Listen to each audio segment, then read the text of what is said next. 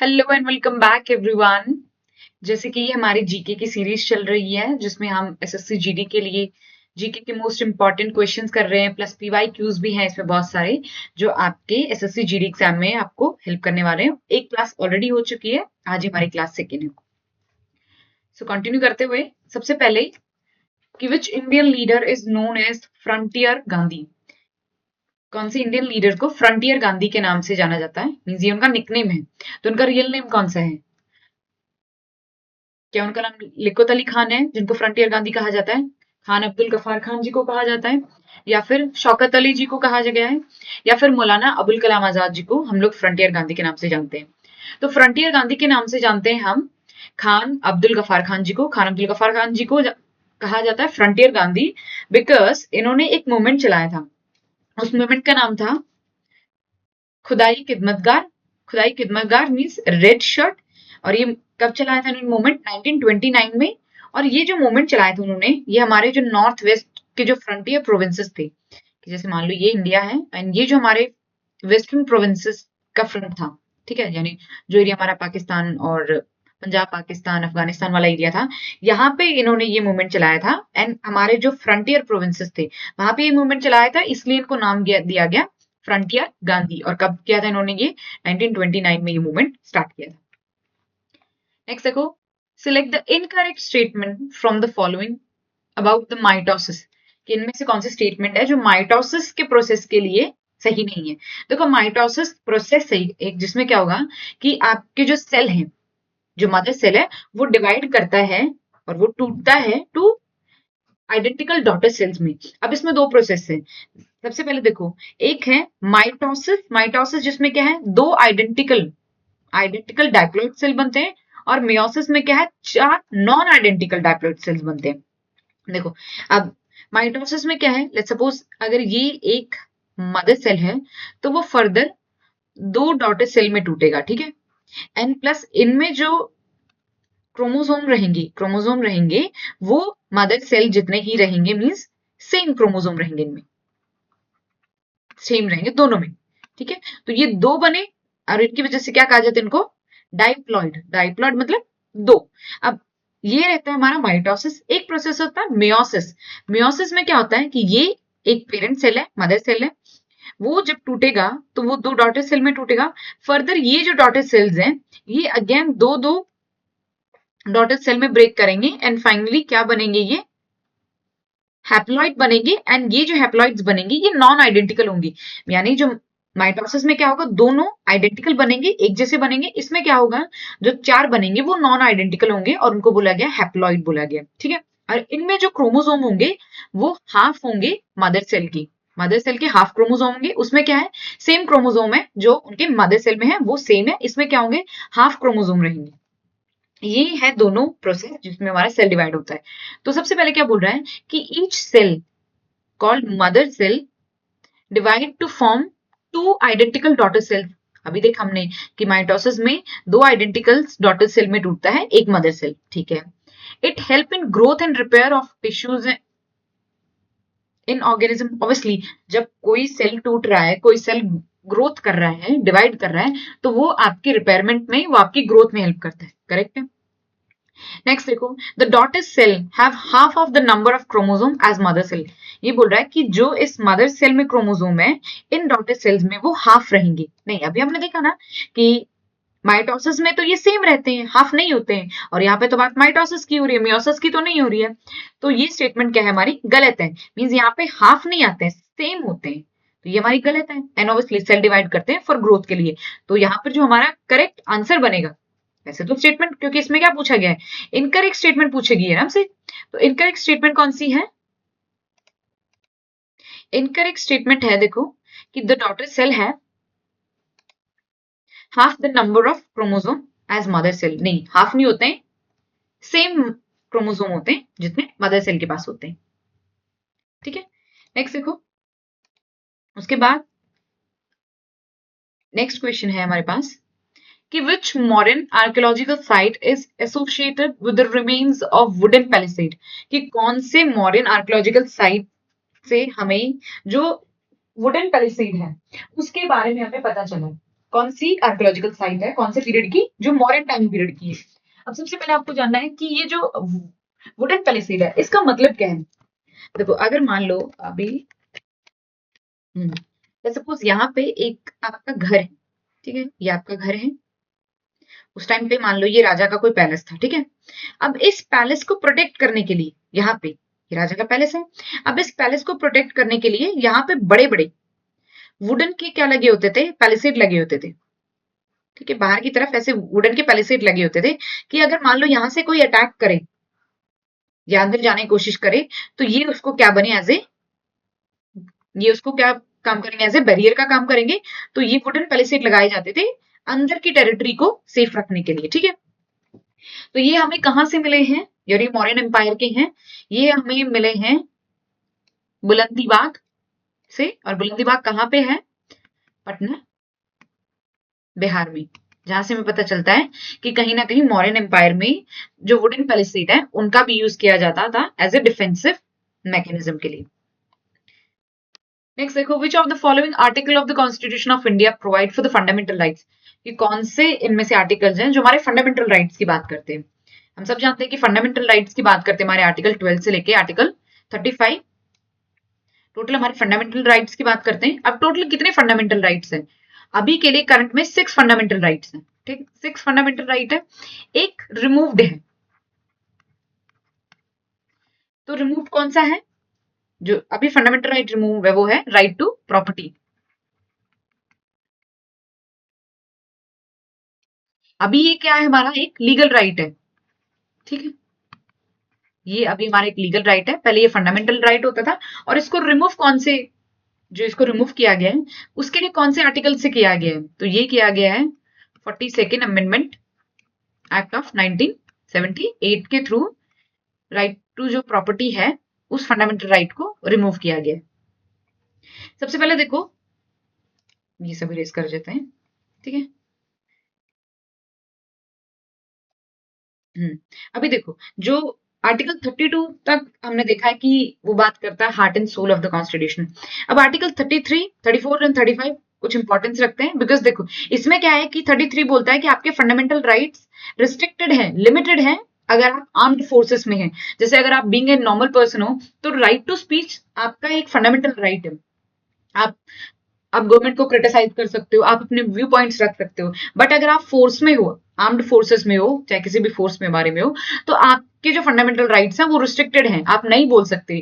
क्योंकि आपके बोलने से मे भी हो सकता है जो नेशनल इंटेग्रिटी है उसको हार्म हो, या सोशल सिक्योरिटी की रीजंस जो हमारी इंटरनल सिक्योरिटी है उसके हार्म हो सकता है। तो उन चीजों को ध्यान में रखते हुए आर्म्ड फोर्सेस के लिए आपके फंडामेंटल राइट्स कहीं ना कहीं लिमिटेड होते हैं, रिस्ट्रिक्टेड होते हैं। आर्टिकल 33 बात करता है आर्म्ड फोर्सेस की। आर्टिकल 34 बात करता है मार्शल लॉ कि अगर कंट्री में मार्शल लॉ लगा हो तो आपके फंडामेंटल राइट्स को रिस्ट्रिक्ट किया जा सकता है, ठीक बात। आर्टिकल 35 बात करता है कि पार्लियामेंट लॉ बना सकती है हमारे फंडामेंटल राइट्स को इंप्लीमेंट कराने के लिए, कि parliament can make laws to enforce fundamental rights, यानी पार्लियामेंट के पास पावर है कि वो हमारे फंडामेंटल राइट्स को इन्फोर्स कराने के लिए कोई भी लॉ बना सकती है, ठीक है। तो कौन से आर्टिकल बात करते हैं हमारे फंडामेंटल राइट्स की, आर्टिकल 12 से लेकर 35 बात करते हैं हमारे फंडामेंटल राइट्स की। नेक्स्ट देखो, Rangarajan committee is related to which of the following. कि जो रंगराजन कमेटी है वो किस चीज के लिए बनाई गई थी, क्या वो एजुकेशन के रिगार्डिंग बनाई गई थी, बैंकिंग के लिए, अनएम्प्लॉयमेंट के लिए, या फिर पॉवर्टी के रिगार्डिंग। तो जो रंगराजन कमेटी है वो बनाई गई थी पॉवर्टी के रिगार्डिंग। अब सबसे पहले जो पॉवर्टी के लिए 4 कमिटीज बनाई गई है, इन टोटल में 4 कमेटी बनाई गई है, जिसमें देखो सबसे पहले बनाई गई थी अलग कमेटी। अलग कमेटी 1979 में बनाई गई थी, जिसने न्यूट्रिशन के बेस्ड पर कितनी पॉवर्टी है इंडिया में उस चीज को एग्जामिन किया। उसके बाद 1979 में बनी है, फिर 1993 में बनी है DT Lakdawala committee. DT Lakdawala committee 1993 में बनी है। उसके बाद थर्ड बनी सुरेश तेंदुलकर कमेटी, जो कि 2009 में बनी, सुरेश तेंदुलकर कमेटी। एंड उसके बाद बनी Rangarajan committee. And Rangarajan committee बनी कब है, 2014 में बनी है। एंड ये अभी तक की लेटेस्ट है, यानी इसके बाद कोई कमेटी नहीं बनी। 2014 में बनी है रंगराजन कमेटी, उससे पहले बनी थी Suresh Tendulkar committee, DT Lakdawala committee और अलग कमेटी। और ये सारी किसकी बात करती है, ये पॉवर्टी के रिगार्डिंग बात करती है। नेक्स्ट देखो, which 5-year plan is also known as Mahalanobis model. Mahalanobis model पर कौन सा 5 ईयर प्लान बेस्ड था?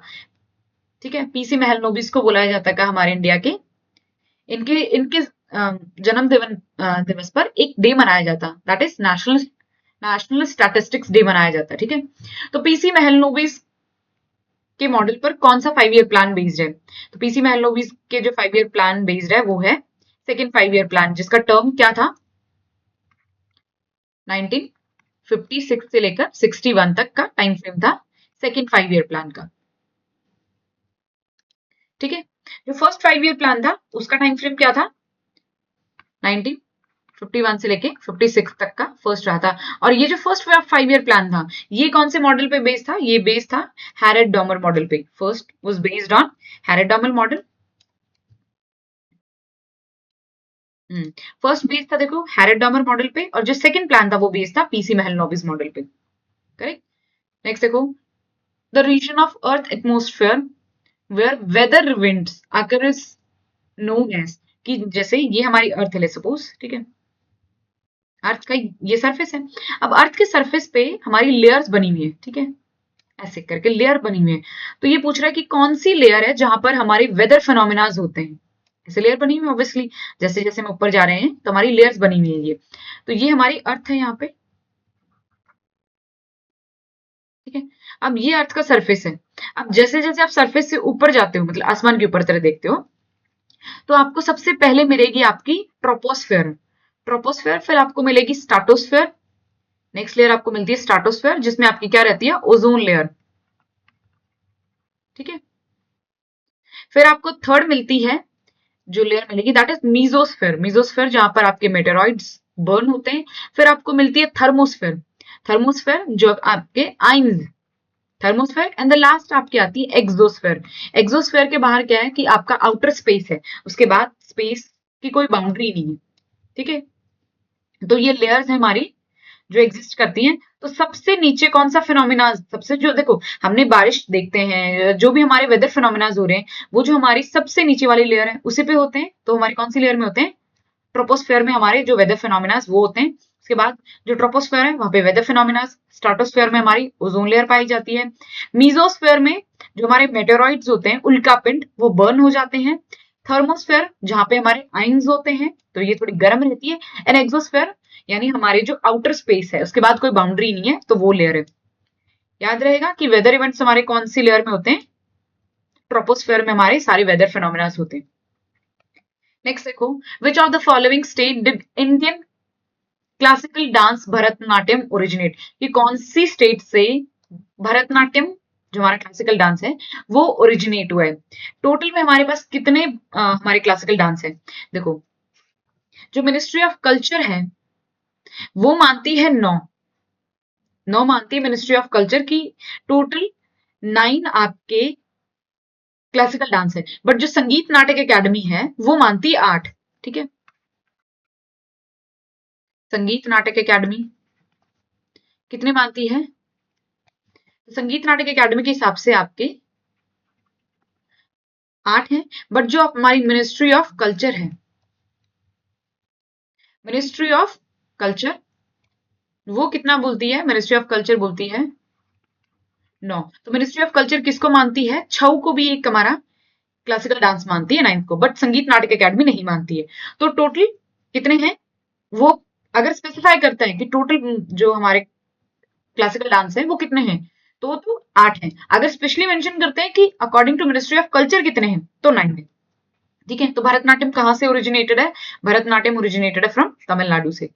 सेम में देखो, तमिलनाडु से हमारा भरतनाट्यम है, यूपी से हमारा कथक है, केरला से कथकली एंड मोहिनीअट्टम है, आंध्र प्रदेश से कुचिपुड़ी है, उड़ीसा से उड़ी है, उड़ीसी है हमारा डांस है, और छऊ भी हमारा उड़ीसा से ही है। मणिपुरी कहां से है? जो मणिपुरी है वो मणिपुर से है। एंड असम से कौन सा हमारा डांस है? सतरिया, जो कि लेटेस्ट ऐड हुआ है कभी 2014 में लेटेस्ट एडिशन हुआ हमारे कौन सी डांस का? सतरिया का। ठीक है, नेक्स्ट देखो, according to census of 2011 which of the following state has least population? कौन सी स्टेट की इनमें से लीस्ट पॉपुलेशन है? देखो, असम की तो क्या है, नॉर्थ ईस्ट स्टेट में हाईएस्ट पॉपुलेशन है, तो लीस्ट पॉपुलेशन कौन सी स्टेट्स की है? मिजोरम की है। वैसे अगर ओवरऑल देखेंगे ठीक है, ओवरऑल लिस्ट किसकी है, तो सिक्किम की है। हम देखेंगे अगर ओवरऑल जो लिस्ट है वो कौन सी स्टेट आती है हमारी, वो आती है Sikkim. And highest north east state में किसकी आती है, वो आती है असम की। तो इनमें से लीस्ट पॉपुलेशन किसकी है, मिजोरम की। नेक्स्ट देखो, Which directive principle advocate the origin of village panchayat, की विलेज पंचायत हो और सेल्फ गवर्नमेंट हो, ये कौन सा हमारा डीपीएसपी बोलता है, यानी डायरेक्टिव प्रिंसिपल बोलता है। तो ये बात करता है हमारा आर्टिकल 40, बात करता है किसके रिगार्डिंग, विलेज पंचायत की एस्टेब्लिशमेंट के रिगार्डिंग। आर्टिकल, इसमें जो आर्टिकल 44 है वो बात करता है यूनिफॉर्म सिविल लॉज की बात करता है।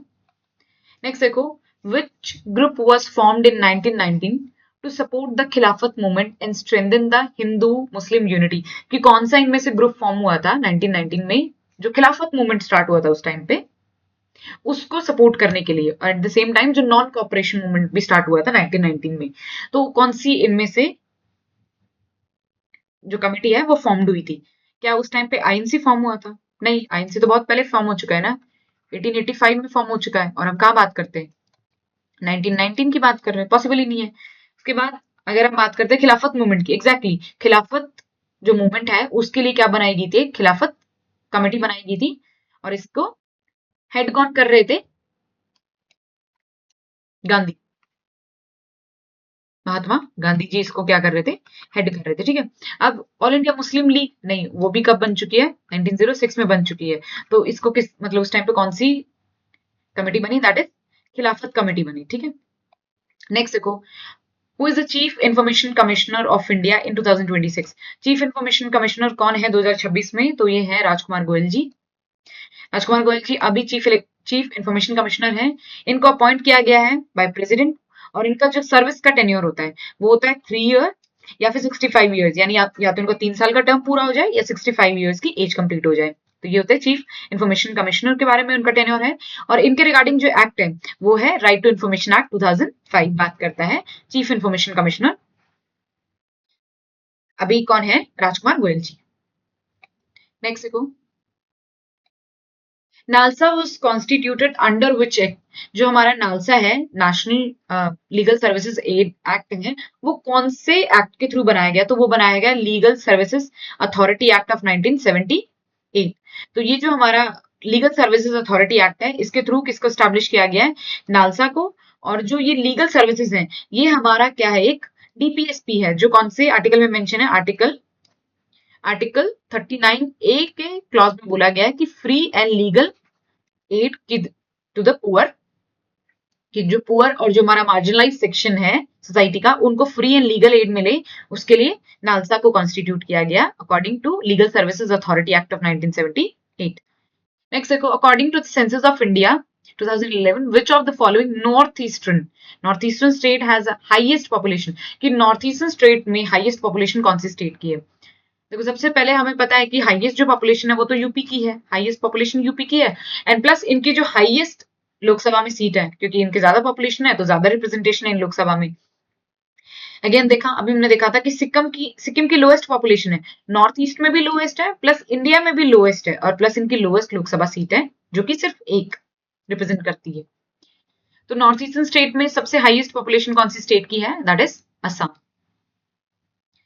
नेक्स्ट देखो, which of the following sector include all the business entities, जिसमें हमारी सारी बिजनेस एंटिटीज आती है, हमारे कॉर्पोरेशंस आती है और हमारे पार्टनरशिप्स आते हैं, जिसमें हमारी फर्म्स एंड बिजनेसेस आते हैं, तो वो हमारे कौन से सेक्टर में आते हैं, वो आते हैं हमारे फर्म सेक्टर में। ठीक है, नेक्स्ट देखो, which of like according to the Indian Constitution, which of the following schedules deal with the separation of power between the union and the state government, कि यानी जो डिवीजन ऑफ पावर है, separation of power है, वो कौन से schedule में दिया हुआ है हमारी सेंटर और स्टेट के बीच में। तो डिवीजन ऑफ पावर दिया गया है हमारे 7th शेड्यूल में दिया है डिवीजन ऑफ पावर के बारे में, जिसमें क्या है कि जो पावर है वो डिवाइड है 3 लिस्ट में। एक रहेगी हमारी यूनियन लिस्ट, जिसमें आपके रहेंगे 97 सब्जेक्ट्स, यानी इन 97 सब्जेक्ट्स पे हमारी जो पार्लियामेंट है वो इन पे लॉ बना सकती है। ठीक है, उसके बाद आते हैं स्टेट सब्जेक्ट में 66 सब्जेक्ट्स रहेंगे स्टेट लिस्ट में, जो कि स्टेट के अंदर आते हैं, कि स्टेट के पास पावर है उन सब्जेक्ट्स पे लॉ बनाने के लिए। एक आता है कंकरेंट लिस्ट, कंकरेंट में कितने 47 सब्जेक्ट हैं जिसपे both centre and state can form a legislate, मतलब उन पे लॉ बना सकती है, ठीक है। अब देखो यूनियन लिस्ट में हमारे जो इंपॉर्टेंट टॉपिक्स हैं जैसे बैंकिंग हो गया, ठीक है, फाइनेंस हो गया, बैंकिंग फाइनेंस, तो ये जो हो गया माइनिंग हो गया, तो ये सब किस में आते हैं, हमारे यूनियन लिस्ट में आते हैं। स्टेट लिस्ट में क्या आता है, जैसे स्टेट लिस्ट में आएगा एग्रीकल्चर, एग्रीकल्चर स्टेट में आएगा। जो हमारी कंकरेंट लिस्ट उसमें क्या आएगा, जैसे कि एजुकेशन, एजुकेशन क्या है कंकरेंट लिस्ट, आप देखते हो कि इस पे सेंटर भी लॉ बनाता है प्लस हमारे जो स्टेट बनाता है उसके भी लॉ चलते हैं, इसीलिए तो हमारा सीबीएसई बोर्ड भी चलता है, प्लस हमारे जो अलग अलग स्टेट्स हैं उनके बोर्ड भी चलते हैं, राजस्थान बोर्ड हो गया, यूपी बोर्ड हो गया। तो ना सेम वे कंकरेंट लिस्ट में हमारे वो सब्जेक्ट्स आते हैं जिनपे both centre and state can make laws. Otherwise जो डिविजन ऑफ पावर है वो कौन से हमारे शेड्यूल में दिया हुआ है, वो दिया हमारे 7th शेड्यूल में दिया हुआ है। 8th शेड्यूल में क्या दी हुई है, हमारी लैंग्वेजेस दी हुई, 8th शेड्यूल में लैंग्वेजेस दी हैं। अगेन 5th शेड्यूल में हमारे जो 10 ट्राइबल एरियाज हैं उनके एडमिनिस्ट्रेशन के बारे में दिया हुआ है। एंड जो 6th शेड्यूल है, 6th शेड्यूल में हमारी 4 स्टेट्स के एडमिनिस्ट्रेशन के बारे में, जो 4 हमारे ट्राइबल स्टेट है उनके एडमिनिस्ट्रेशन के लिए दिया, वो कौन सी है, एटीएम स्क्वायर, एटीएम स्क्वायर वो है, ठीक है, जिनमें अभी जो हमारे 6th शेड्यूल में आती हैं, तो that is Arunachal, Tripura, Meghalaya and Mizoram. तो इसमें मनी नहीं है, मनी नहीं है, ऐसे याद रखो कि एटीएम में मनी नहीं है, तो मणिपुर में इसमें जो मनी है मणिपुर इंक्लूडेड नहीं है, तो क्या है, अरुणाचल है, त्रिपुरा है, मेघालय है, मिजोरम है, ठीक है। तो ये आती है हमारे 6th शेड्यूल में जो हमारी 4 स्टेट्स हैं। नेक्स्ट देखो, the August offer of 1940 was made by which British government official, कि जो अगस्त ऑफर आया था उस टाइम पे कौन सा जो ब्रिटिश ऑफिसर है उसके उस टाइम पे वो पावर में था, वो लेके आया था अगस्त ऑफर, तो 1940 में थे लिन लिथगो, 1940 में था लिन लिथगो।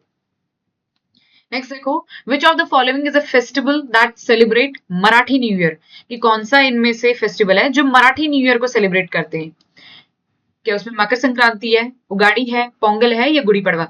तो मराठी न्यू ईयर फेस्टिवल किसको माना जाता है, गुड़ी पड़वा को मराठी न्यू ईयर फेस्टिवल माना जाता है। जैसे आप देखो कि जो उगाड़ी है वो कहाँ मनाया जाता है, साउथ में मनाया जाता है, जिसमें आपके आंध्रा, तेलंगाना, कर्नाटका वाला रीजन है। गुड़ी पड़वा महाराष्ट्र में, जो कि एक आपका मराठी न्यू ईयर है गुड़ी पड़वा। पुथांडु तमिलनाडु में, विशु केरला का एक न्यू ईयर फेस्टिवल है। भोग बिहू, बिहू इज इन असम का है। पौलिया बैशाख बंगाल में है।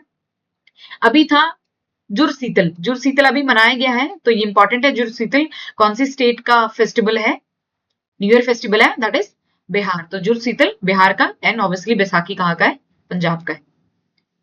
नेक्स्ट देखो, the focus area of the first and the second 5 year plan, first 5 year plan और सेकंड 5 ईयर प्लान में जो फोकस था वो क्या था। तो फर्स्ट ईयर 5 ईयर प्लान हमने अभी देखा कि जो फर्स्ट 5 ईयर प्लान था 1951 से लेके 56 में आया, जिसमें आपका जो फर्स्ट टारगेट था दैट वाज एग्रीकल्चर, कि हम लोग पहले तो एग्रीकल्चर में सफिशिएंट बने।